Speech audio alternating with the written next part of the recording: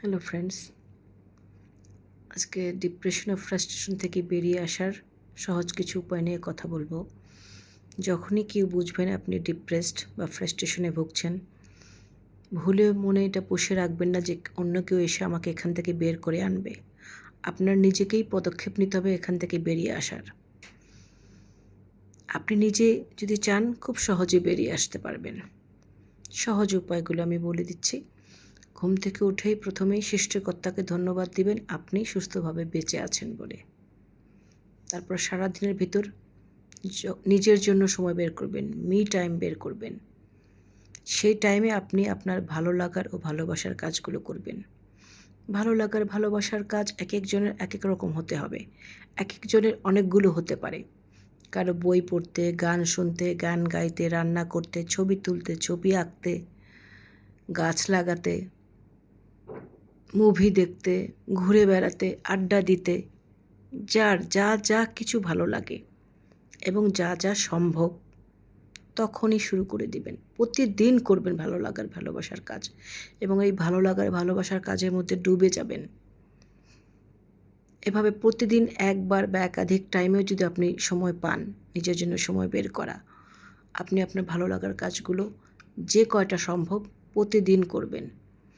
এভাবে যদি আপনি প্রতিদিন নিজের চেষ্টা করে ভালো লাগার আনন্দে থাকার কাজগুলো করতে, হয়তো মন চাইবে না, মন চাইবে যেটার ভিতরেই পড়ে থাকি, কোনো কিছু ভালো লাগবে না, কিন্তু তারপরও আপনাকে জোর করে আপনার ভালো লাগার ভালোবাসার কাজগুলো করতে হবে। ঘুরে বেড়াতে ভালো লাগে, দূরে কোথাও যেতে পারলে চলে যাবেন, কয়েকদিন ঘুরে আসবেন। সেটা যদি সম্ভব না হয়, কাছাকাছি দিনের 2-1 ঘন্টার জন্য কোথাও সম্ভব হলে সেখান থেকে ঘুরে আসুন।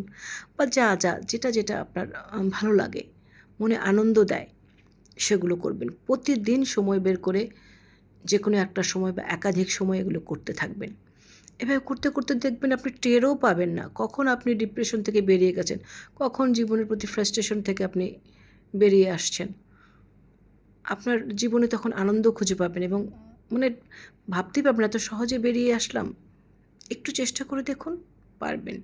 অন্য কেউ কারো ভরসায় বসে থাকলে ডিপ্রেশন ডুবে ডুবে যেতে যেতে মানুষ অসুস্থ হয়ে যায়, বিছানায় পড়ে যায়, নানাবিধ অসুখ বিসুখ ধরে যায়। তো কারো জন্য আশা নেই। নিজের ভরসায় নিজেকে বাঁচুন। নিজের থেকে যদি নিজে এটা বেরিয়ে আসতে পারেন, এটা অনেক বড় শক্তি হিসাবে কাজ করবে সারা জীবন। যে কোনো বিপদ আপদে, যে কোনো সিচুয়েশনে আপনি আপনার কনফিডেন্ট লেভেল খুব হাই থাকবে এবং আপনি নিজের চেষ্টায় সেখান থেকে বেরিয়ে আসতে পারবেন। এই শক্তি সারা জীবন আপনার কাজে লাগবে। তো চেষ্টা করে দেখুন। ধন্যবাদ।